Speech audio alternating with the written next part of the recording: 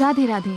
चलिए आज एक भक्त की कहानी सुनते हैं। एक बूढ़ा भक्त जो जगन्नाथ जी से मिलने के लिए श्री धाम को जा रहा था। चलते चलते वह सोचने लगे, प्रभु को देने के लिए मेरे पास कुछ नहीं है, किंतु मेरी इच्छा है कि मैं जगन्नाथ जी को कुछ ना कुछ अर्पित करूं।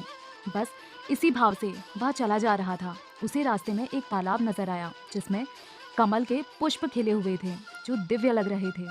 उस बूढ़े भक्त को यह भाव आया कि यह पुष्प कितने दिव्य लग रहे हैं, जैसे यह सिर्फ जगन्नाथ जी को अर्पित करने के लिए बने हैं। भक्त उस पुष्प को तोड़कर अपने गमछे में बांध लेता है, जो उसकी कीमती चीज होती है। अब वह श्रीधाम पहुंच जाता है, जहां श्री जगन्नाथ जी विराजते हैं, जो जगत के नाथ हैं। लंबी यात्रा के बाद जब बूढ़ा भक्त मंदिर में दर्शन करने पहुंचा और जब वह भाव से कमल के पुष्प को प्रभु के चरणों में अर्पित करने ही वाला था कि वह पुजारी ने देखा वो पुष्प तो सड़े हुए हैं और जिस गमछे में उसे बांध कर लाया है वह बहुत पुराना और मैला लग रहा था, जिसकी वजह से पुजारी यह कहकर उसे चिल्लाते हुए कहा, प्रभु को हम रोज स्वच्छ वस्त्र धारण कराते हैं, स्वर्ण से पुष्प धारण कराते हैं, स्वच्छता का पूरा ध्यान रखते हैं, और तू प्रभु को सड़े हुए पुष्प चढ़ा रहा है।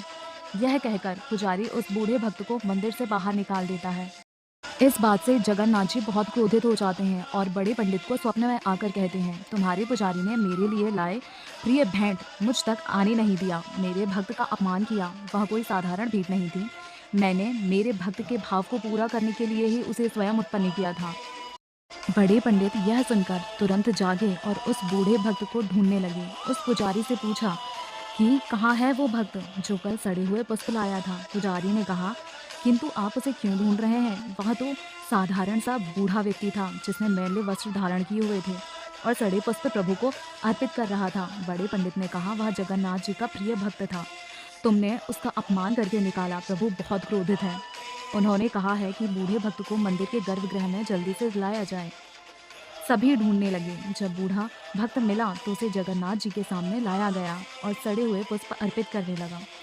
वह थोड़ा डरा हुआ था, किंतु जैसे ही सड़े हुए पुष्प जगन्नाथ जी के चरणों से स्पर्श किया, पुष्प खिल उठे, वे दिव्य कमल बन गए।